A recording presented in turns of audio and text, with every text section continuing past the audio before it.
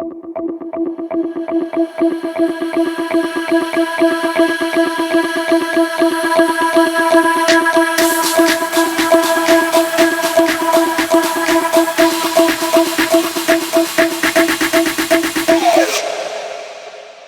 is again Lynn, your tarot reader. So we have three options. Sa group number 1, si the Star. Group number 2, the Fool. And group number 3, Emperor.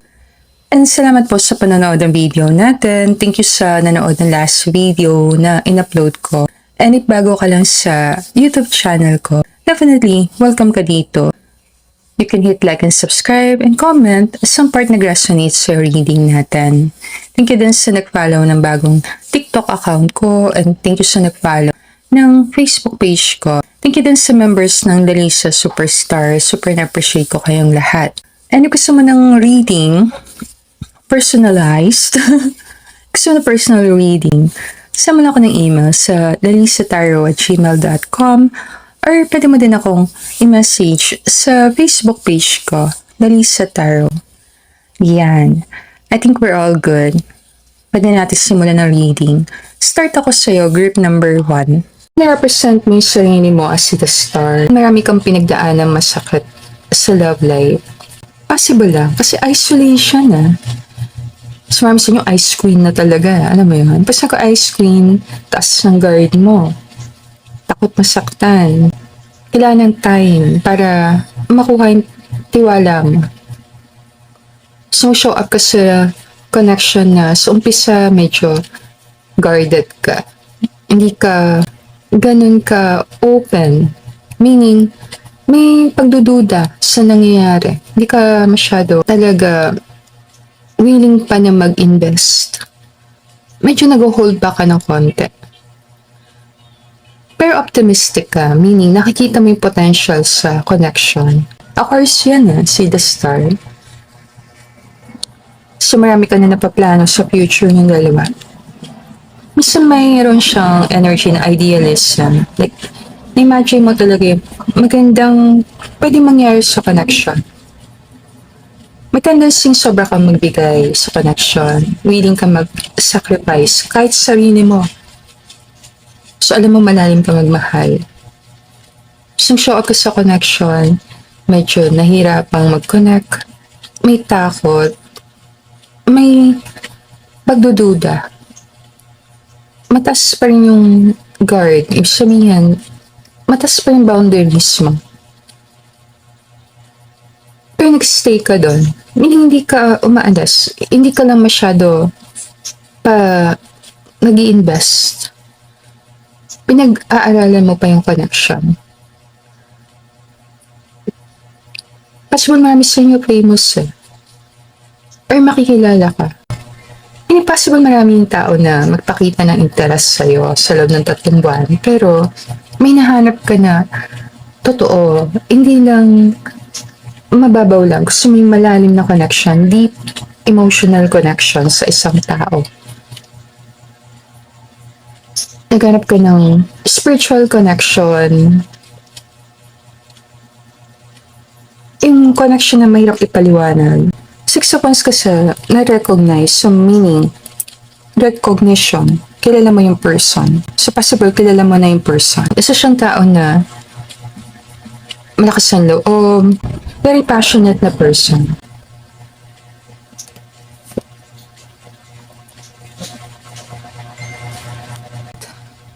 Meron naman siyang pure intention. Hindi ka naman yung gustong masaktan. Okay, so dalawang beses ako na-interrupt ng background music. Nabigay ko na sa yung song. Ang title ng song, Kahel na Langit ni Maki. Bigyan kita ng lines. Kahit nagbago na hinahanap ng iyong mga mata, hanggang may kahel na langit, may isip kita. Dalawang beses na siyang technically tumugtog sa reading. Pero kinat ko yung video doon sa part na yun. Siyempre, kasi may music so tinanggal ko. Binigay ko lang sa yung song na channel natin sa reading mo. Yung messages from your person na gagawin ko na sunod? Orange ang color mo. Ngayon, pag-usapan natin, anong energy ng connection niyo? Like, anong energy sa love life mo sa susunod na 3 buwan? Nanggaling siya sa unconditional love. Gusto mong suportahan yung person, gusto mong mapabuti siya. So, yung connection mo sa person, merong maturity. Hindi kailangan lagi kayo magkausap, hindi kailangan lagi kayo magkasama. May mga pagkakataon na may ginagawa ka, may ginagawa si person. Okay lang yon. Kung hindi kayo magkasabay, hindi kayo magkasama, merong level ng maturity.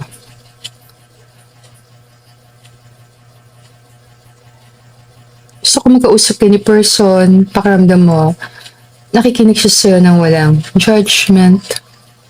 Kahit ano pa yung story mo, walang judgment kang makikita sa mata niya. Papansin mo din na concern ng person sa kalagayan mo. Maraming mga honest conversation, yung talagang heart to heart. Mas makaramdam ka na safe magsabi kay person ng mga nararamdaman mo, safe na mag-open up. Alam mo, hindi ka i-judge ng person. And kung ano man yung mga sabihin mo sa kanya, ingatan niya yon. So parang napakaganda niyang love connection. Dalawang mature na tao, naintindihan nila yung sitwasyon na may mga bagay na kailangan asikasuhin, may mga responsibilidad, may mga bagay na hindi pwedeng pabayaan. Pas mo nakarating na kayo sa estado ng connection na alam niyo na yung takbo ng nangyayari sa buhay ng isa't isa, gamay niyo na. Alam mo kung ano yung mga talagang priorities ni person, ano yung pinagkakaabalahan niya. Pero pag nagtagpo kayo, para kayong mga bata, alam mo yun, para kayong na-energize connection. Parang mo bumabata kapag kasama mo si person. Tingnan mo yung energy ni person, para siyang very youthful.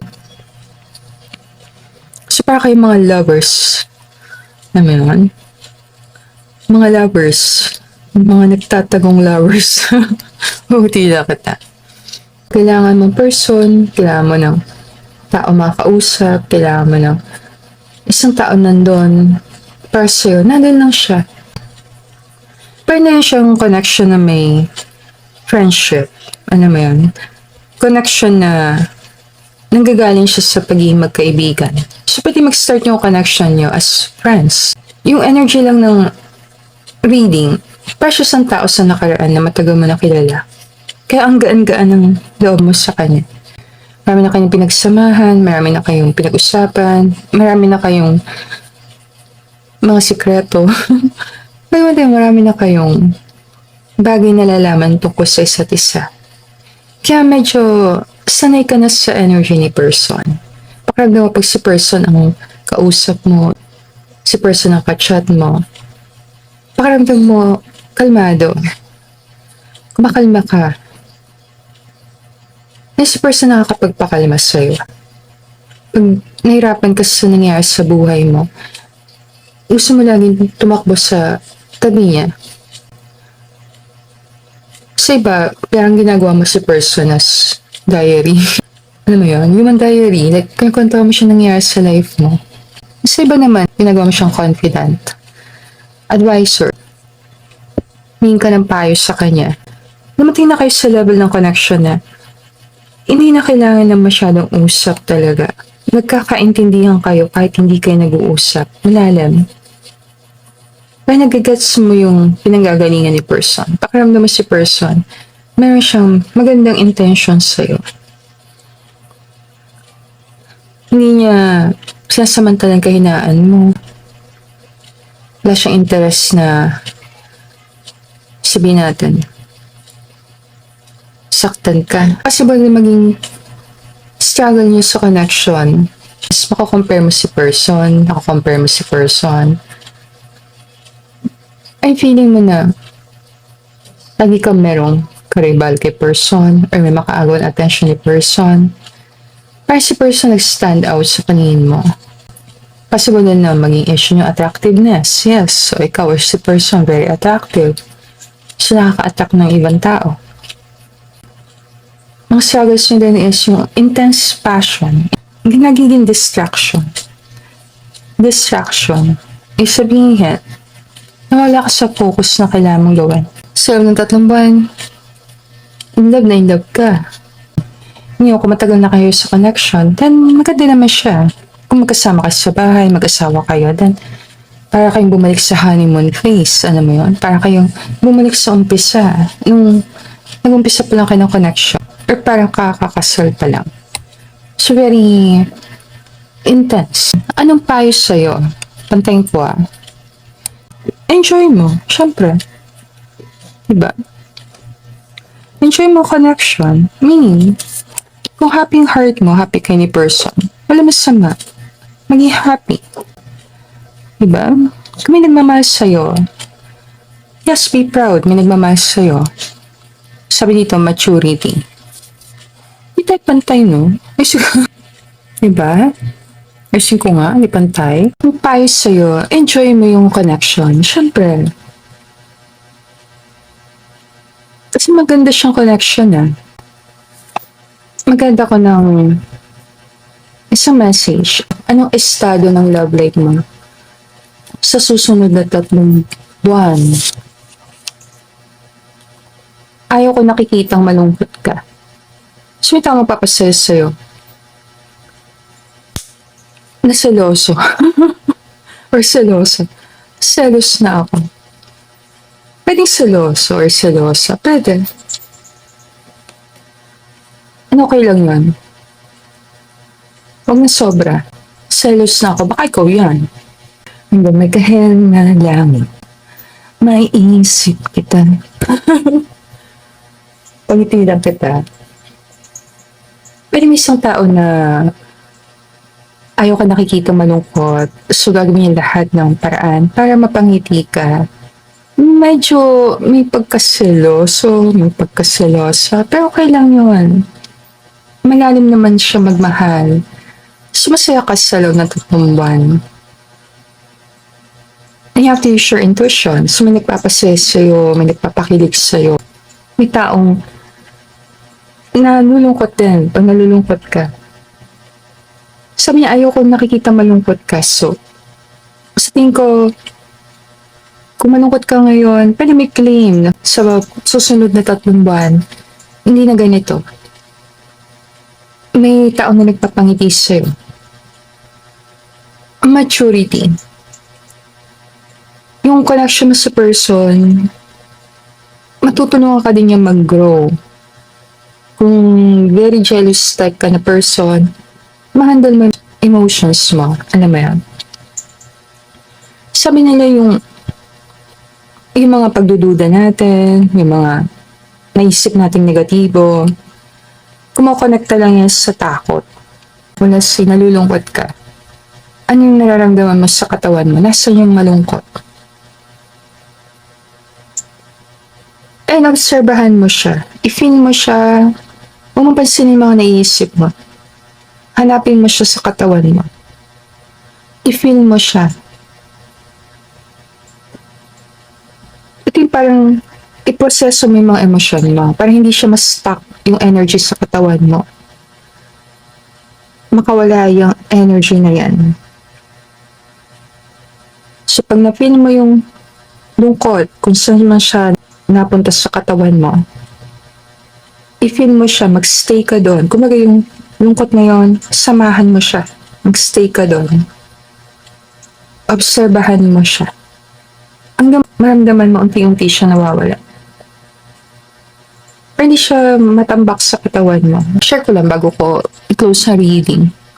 Yung pag kapanood ka ng mga negatibo nangyayari sa mga tao, bakit niya nagawa to? Bakit niya nagawa itong bagay na ito? Yung mga bagay na yan. Pinakinggan mo yung sagot nila. Hindi na naman paliwanag bakit. Kahit sila naguguluhan sila sa sarili nila, why? Kasi yan yung mga takot na kulong sa katawan. Fear. naglalagay yan sa katawan natin.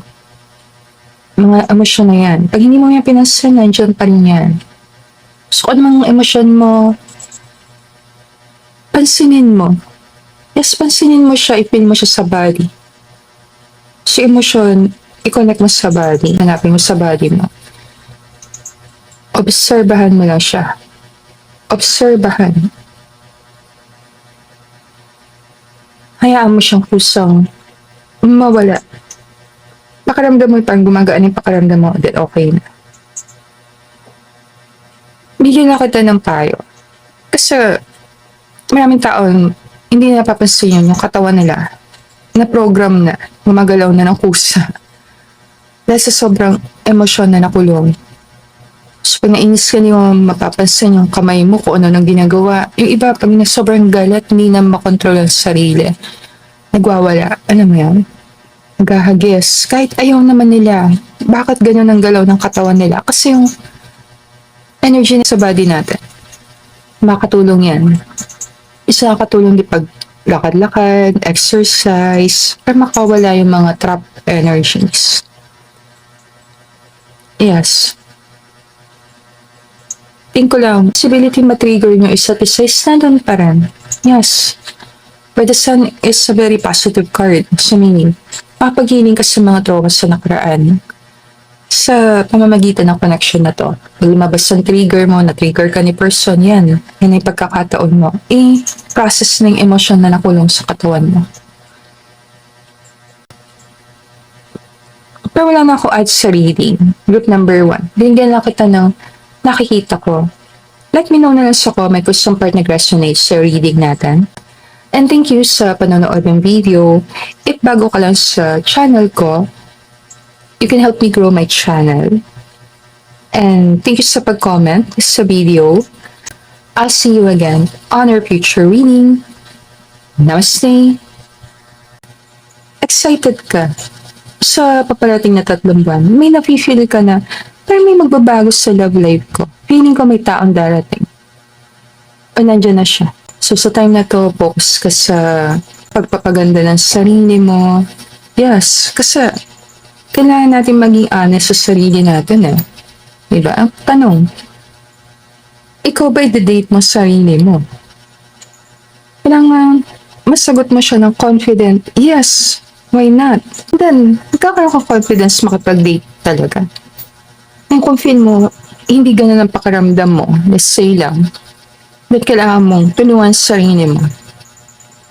Hindi natin sinasabi kailangan maging physically attractive ka para makakuha ka ng person. Pero nakakatulong siya. Asset din kasi yung physical attractiveness. Lalo sa babae. Hindi sa lalaki, sama na natin. Or sa kung ano man gender mo. Yes. I-highlight mo yung maganda sa'yo. Pag saan i-highlight mo, may mga kanya-kanya tayong qualities na maganda. Maganda eyes mo, focus ka doon. Kung maganda ang lips mo, focus ka doon. Kung maganda hair mo, yes, focus mo doon. Eh kung biniyayaan ka, nung nagsabog sigad ng kagandahan, tulog lahat talaga, pero ikaw gising. Ang swerte mo talaga, gising na gising ka. Sinalo mo lahat. Dami ako na-meet ng mga tao na magaganda, yes, and mga laking pogi, yes. Gising na gising sila nagsabog sigad ng blessings ng attractiveness. Alam mo yan? Tingin ko magsasabog sigad ulit ng blessings ng kagandahan. Oo. Alam mo, kay God, lahat tayo maganda. Mas sigad ginawa na, hindi perfect. Alam mo yan? Suitable kasi very powerful na major arcana card. Reminder yan sa tao na we are nothing and we are everything. Magkasama. Sa napakalaking universe, tuldok lang tayo. Pero sa mundo mo, you are the universe. Galing, no? Meaning, lahat ng gusto mo, energetically, nandito na. Yes, kahit yung partner na gusto mo, nandito na. Kailangan mo lang piliin makita siya. Kung nagmamanifest ka, like, hindi ka manood ng manifestation videos, bigyan lang kitang, sa tingin ko, pwede mo accept yung opinion ko. Ito sa part na to, bigyan kita ng sa tingin ko, paano mo nakukuha ang gusto mo. Pinaka powerful na salita doon is yung decision. Decide. Decision. Anong decision mo? Sinabi mo sa sarili mo, nagde-desisyon ako na magandang love life ko sa loob ng 3 buwan. Kung yun ang decision mo, yun na talaga siya. Mag-a-align si universe sa decision mo. So, marami tayong choices and nagagawa tayo ng decision, pumili. Decision, mahalaga yung salitang decision. Hindi natin napapansin na yung decision na salita, yung mahalaga. Sabi nga nila, yung life natin, pinagsama-sama mga decisions natin. Maliit, malaki, pinagsama-sama. So, mahalaga yung salitang decide. So, the full reminder yun sa'yo, anong decision mo? Kung mayroon ka pagkakataong pumila, anong pipiliin mo? Tingin ko lang, nagsishow up ka as puno-puno na excitement sa mga buwan na paparating. Pakiramdam mo, napifeel mo sa heart mo, may person na mag-show up sa life ko. Kung naghanap ka ng person sa time na to, then, sabi ko, mag-decide na yun na talaga siya. Wala makakapigil sa'yo kung magdedesisyon ka. Ikaw lang makakagawa ng decision para sa sarili mo. Napakita lang dito na may part lang sa energy mo, na-apektuhan ka ng mga nangyari sa nakaraan. Clinging to the past. Kung gusto mo ng something na bago, kailangan medyo ilayo mo sa sarili mo sa nakalipas. Yes. Pwede ka mag-start kahit saan. Kahit nasan ka pa. Kahit ano pa yung nakaraan mo. Pwede ka mag-decide ngayon. Ngayon, kung niyayakap mo talaga yung label, nagde-decide ka na ako ay isang NBSB, then mabubuhay ka sa realidad ng isang taong NBSB. Ano mo nun? Kasi yun ang decision mo. Kung nagde-decide ka na no boyfriend since birth ako, then yun ang magiging decision mo, yun ang reality mo. Hindi mahirap mag-expect na kung tinitingnan mo sarili mo as NBSB, magkakarelasyon ka kasi hindi siya nagko-connect. Hindi siya connected. So, kailangan mo magkaroon ng decision, makita ang sarili mo na ibang person. Ano yung sinasabi ko?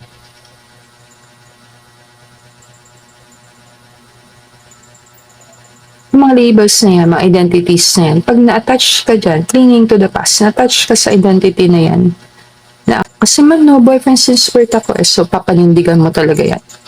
Gagawa ka ng mga actions sa buhay mo para pigilan mo sa sarili mo magkaroon ng boyfriend or karelasyon kasi mawawala yung identity. Pag nagka-boyfriend ka, hindi ka na NBSB, diba? Hindi mo na masasabing NBSB ka. Paano kung proud ka sa pagiging NBSB din? Paano yun? So, kung gusto magkaroon ng karelasyon, kailangan mong ilayo ang sarili mo sa identity na yun. Ilayo mo. Pwede niya sa mga taong separated, pwede niya sa mga taong nahiwalay, pwede niya sa mga taong na masakit ang pinagdaanan sa nakaraan. Minsan nahirapan tayo maka-move sa direction na yun. Nahirapan tayo mag-move forward. Kasi may attachment tayo sa story natin sa nakalipas. So, pwede ka mag-start kahit saan, kahit kailan. Pwede ka magsimula ulit. Kalimutan na ang pangit na nakalipas. Ngayon, anong energy ng person na possible makilala mo or possible maging karelasyon mo? Isa siyang rebelde. Kakay ba, no? Tapang na person. Hindi ba siya bad person? Pag sinabi natin rebelde, ibig sabihin nun, kung ano yung nakasanayan ng mga tao, pina-question niya. Kalimitan ng mga taong nag-iisa pa sa sarili, may pagka-rebelde. So, mahirap siyang pasunurin. Flighty din ang energy niya. Pag matalinon talaga na person, palaban. Matas sa boundaries. And, mahirap siyang makilala. Pakiramdam mo lang safe ka sa tabi ng person. Pakiramdam mo na strong ang character ng person. Possible ito din ang hinahanap mo. Isang tao na merong lakas talaga. Gusto mo yung feeling na meron kang protector, meron kang tao na masasandalan. And ito yung energy ng person. Isang tao na magiging sandalan mo. Pag pagod ka na, siya yung pahinga mo. Pag nawawala ka ng pag-asa, kaya kanyang tulungan na motivate, mag-bounce back. Para na rin siyang teacher sa'yo. Sabi sa inyo, possible hindi lang isang tao makilala mo. Mas pwedeng maging dalawa. Pwede magkaroon kang dalawang choices sa love, sa iba sa inyo. Pakiramdam lang yung person, meron talaga siya mga prinsipyo, may mga pinaglalaban siya, may mga bagay siyang pinaninindigan. Meron siyang malakas na masculine energy. Yan anong pakiramdam ng connection? Anong nangyari sa love life mo sa 3 months? Hindi siya solid pa na connection. Pwede mo siyang tingnan, start pa lang siya ng isang potential connection. Sa nature nun, may makamit ka ng isa, 2 tao, and then namimili ka sa 2 tao. Or iba sa inyo, kaalis mo lang sa isang connection and then may mamimit ka na person. Yung iba mas sa inyo, talagang wala ka ng karelasyon, NBSP. And ngayon ka pala magkakaroon ng first na karelasyon, yung first love. So, kailangan mag-trust. Na matatakot ka na mag-trust. Lalo na kung never ka pa nagkaroon ng karelasyon. Kung bata ka pa, hindi ka kailangan magmadali. Hindi mo kailangan madaliin.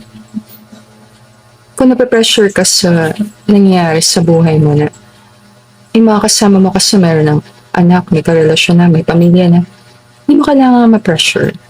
Napakita lang na may potential ka makamit ng isang tao na nakapagparamdam sa'yo na safe, nakapagparamdam sa'yo na okay lang ipaglaban mo yung mga gusto mo. Na-inspire ka na isang person. Yung love life mo, questionable pa rin siya kung magiging siyang totoong relasyon. Possible hindi sapat ang 3 buwan para ma-establish yung connection. Like, so na 3 buwan, hindi siya sapat para maging official kayo ni person. So, sa time na to, pwede meron kang ka-MU, meron kang crush, or may tao nagka-crush sa'yo. May tao, yes. Kung tatanong mo, baka walang person. Meron. You have to trust. Wala rin certain trust. Or yung trust pala, wala rin siyang tingnan, faith. Trust. Yung sabihin, kahit di mo nakikita, nagtitiwala ka, nandun siya. Yung trust. Pag may trust ka sa isang bagay, gagana siya. Pag may trust or believe ka sa isang produkto, gaganda siya talaga. Pero pag nagdududa ka, wala kang trust, wala kang trust, mahirap makita na may mangyari maganda. Ang katulong yung salitang trust. So, lesson mo sa connection sa loob ng 3 buwan is trust. Trust na merong dahilan bakit nakilala mong person na to. So, yung connection, hindi siya minamadali. Tingin ko, slow moving, mabagal ang trajectory niya. Mabagal ang kagalaw niya. So, like, na-meet mo yung person, then hindi kayo nag-usap na matagal. Then, nag-reconnect kayo pagkalipas ng ilang linggo. And then, mo pa lang siya nakikilala mabuti. And then, nag-separate na naman kayo. And then, nagkaroon na naman kayo ng time mag-catch up. May mga moments na parang wala yung person, parang invisible, parang nasa na si person. So, Pwede may mamit ka and then parang siya nag-disappear ng ilang days, ilang weeks, and then babalik siya ulit. Payo ko, open mo yung heart mo. The connection mo sa susunod na 3 buwan is very exciting. Kasi hindi mo alam kung ano mangyayari Hindi mo alam kung mag-end up ba siya na kayo talaga or hindi. Nandito pa sa moment na hindi ka sure kung anong pupuntahan ng connection. Pero nag-enjoy ka sa connection. Nag-enjoy ka sa pakikisalamuha sa tao na to. Pakaramdam mo na ang bagal ng energy ng person. Hindi mo alam kung ito ba nandiligaw ba to? Marami sa inyo ba yung mapifeel mo? Pakaramdam mo lang, nandyan siya. Anong possible maging problem sa connection? Possible, nahirapan ka mag-trust sa father figure. May absent father figure sa life mo. At hindi mo naramdaman yung love ng isang father talaga. Or nahirapan ka mag-trust sa masculine. Kung lalaki ka naman, then opposite, nahirapan ka mag-trust sa feminine. Hindi mo naramdaman yung love ng mother or presence ng mother sa life mo. Ibig niya mahigpit ang magulang mo. So, isa yung power struggle. Isa yung problem. Hindi ka makapunta sa connection kasi natatakot ka na makaayaw ng parents mo. Hindi papasa sa magulang mo. Meron lang expectation na mataas. Pwede nag-expect sa yung parents mo na mataas na kailangan maabot mo muna yung kailangan mong gawin, maisagawa mo muna to bago ka mag-partner. Iba sa inyo breadwinners, iba sa inyo mataas ang mga pangarap. So, hindi mo mapili-pili magkaroon ng karelasyon. Dahil lang sa pressure. Pressure ng parents mo, pressure ng society, pressure din ng sarili. Ngayon, makukuha mo yung love life kung priority siya. Naiwan yung bato. Ito, naiwan. Ano parang sa Darna? Hindi. Bato? Kulit lang ako. Magandang tayo sa message. Love life mo sa susunod na 3 buwan, hindi ka na mag-iisa. Bigyan kita ng nakikita ko sa reading mo. Let me know na lang sa comment kung saan part nag-resonate. If gusto mo ng personal card reading, message mo lang ako sa email lanisataro@gmail.com or pwede din sa Facebook page ko, Lanisa Tarot. Thank you everyone for being here. I'll see you again on our future reading. Namaste. Nag-show up ka sa connection as Emperor. Possible sa kang napakaseryoso na tao. Yung love mo, pinapakita mo sa pamamagitan ng action. So yung love language mo, more action. Possible isa kang natural leader. Maraming taon, nirerespeto ka. Meron kang traditional na pagtingin sa connection. Think of, feel mo naman sa heart mo kompleto ka as a person. Anong energy ng person? Magician. So yung person na possible makilala mo. Isang tao na hindi mo alam kung saan siya galing. Bigla na siyang dumating. Darating siya sa time na hindi mo nga siya minamanifest. So kung tanong, ma'am, meron kayang person? Yes, ang sagot. The world card. So meaning may taong papasok sa life mo. And new vision. May dala siyang bagong sabihin natin na pag-asa para sa'yo. Papasok ka ngayon sa new chapter. Kakaroon ng new beginning. Napakita lang ng mga cards mo na may possibility mataas na may taong darating na magbibigay sa'yo ng bagong perspective, bagong pagtingin. Yung kung galing ka sa hindi magandang love connection, then magkakaroon ka ng ibang pagtingin sa love. Nabura na yung mga pangit. Hindi natin sasabing tao yun. Hindi man natin dinadown yung mga nakaraan. Pero, ang dating, pwede kang mag-upgrade. Ano mo yun? Mga biro-biroan lang yan sa social media na kino-compare yung before and after. Kino-compara. Possible yun naman yung love life mo. Merong upgrade na mangyari. So kung sa mahabang panahon, walang masyadong nangyayari. Sa susunod na 3 buwan, may upgrade na nangyayari. Inspired ka. Meron ka inspirasyon. May taong nagpapasaya sa'yo. Mahalata ng mga tao, mga kaibigan mo, na parang blooming ka. Yung mukha mo parang nakangiti, kahit wala namang reason. Alam mo yun? Pwede ikaw na rin yan, ikaw ka ng transformation. Sa pagbabago mo na yun, may nagbago din sa mga nangyari sa life mo. So yung upgrade, hindi lang siya sa love life, pwede din siya sa personal, finance, sa kaperahan. Pwede din siya sa overall nangyari sa life mo.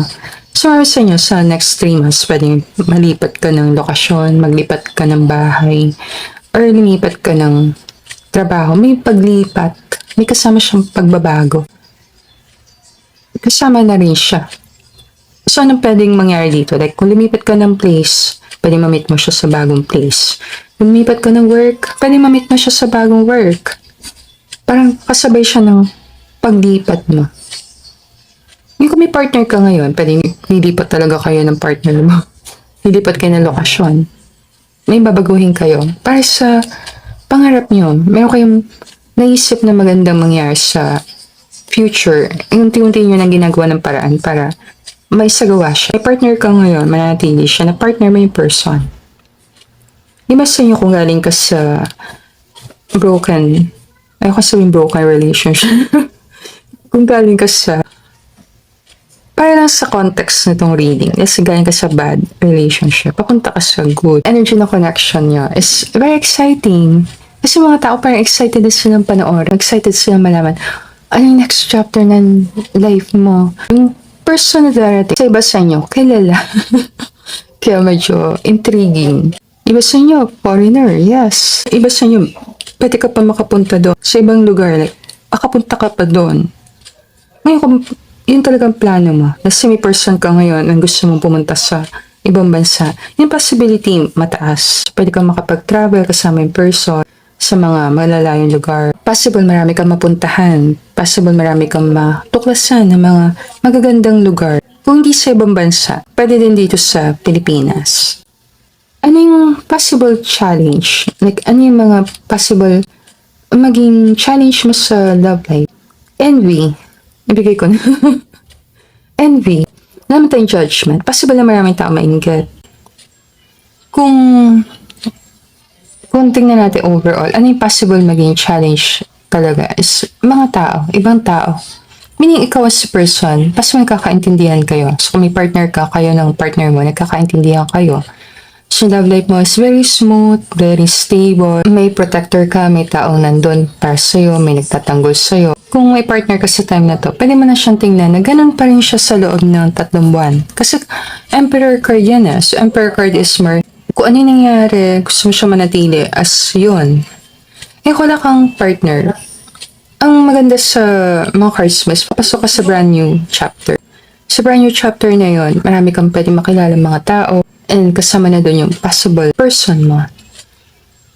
Silent moves na ang nangyari. So meaning, yung upgrade mo, tahimik ka lang. Kasi nakalipat ka na ng bahay, tahimik ka lang. Nag-upgrade na yung personal finance mo, kaperahan mo, hindi ka maingay. Matahimik ka lang sa nangyari.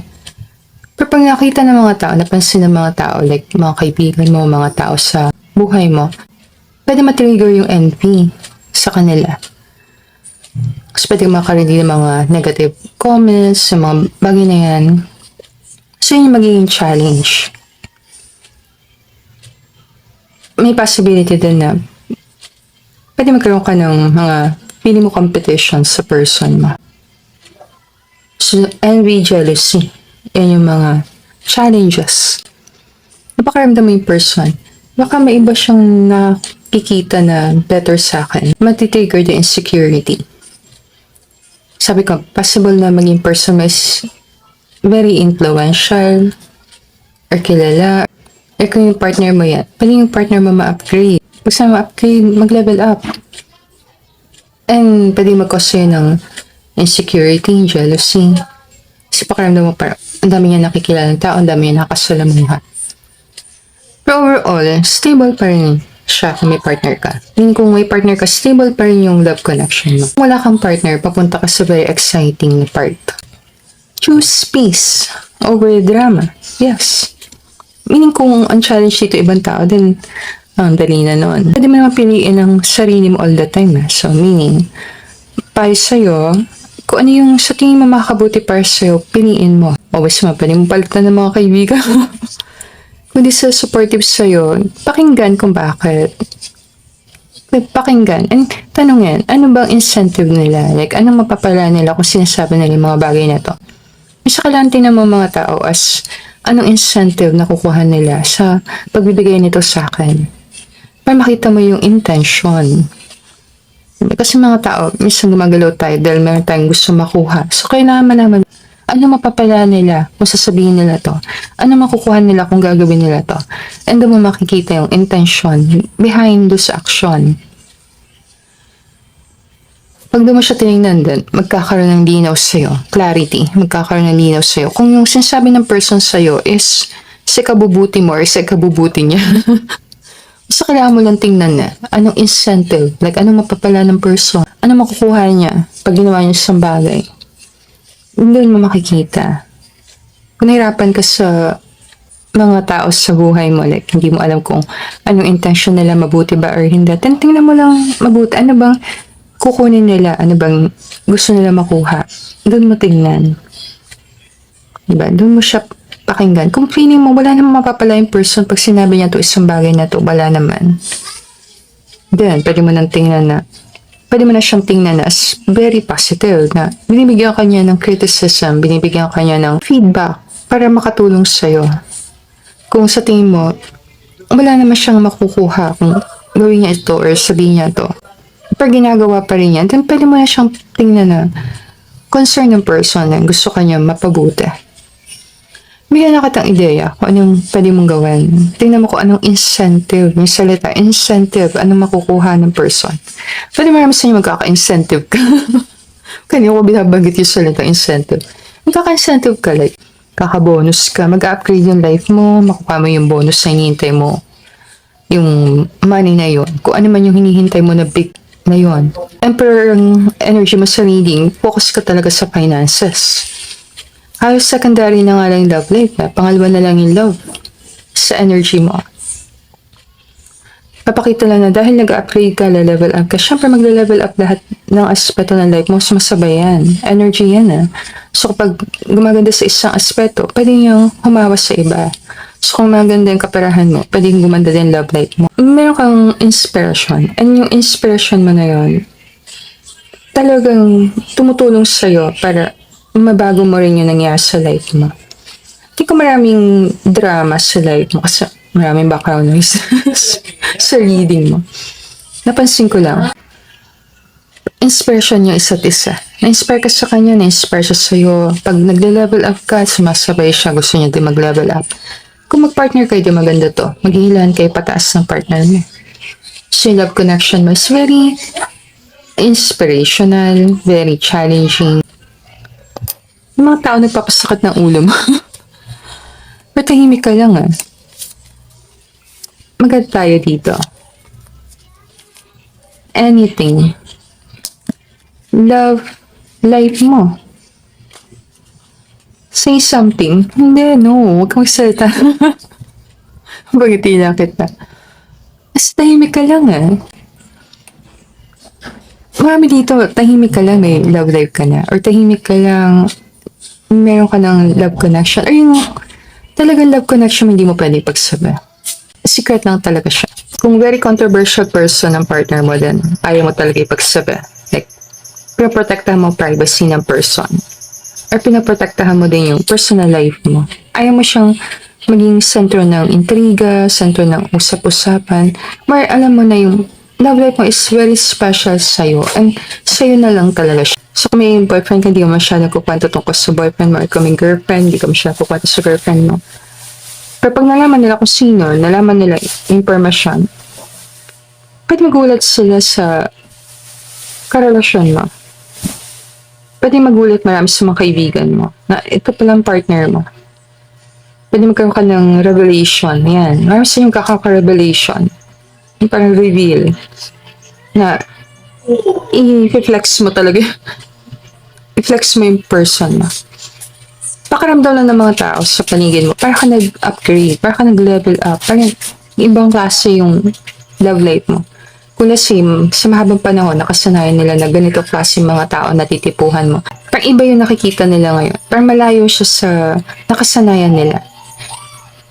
May nagbago. Bago natin close sa reading, bigyan ka ng song. Ang title nito, Something, ni Tone Stitt. Bigyan lang kitang konting lines.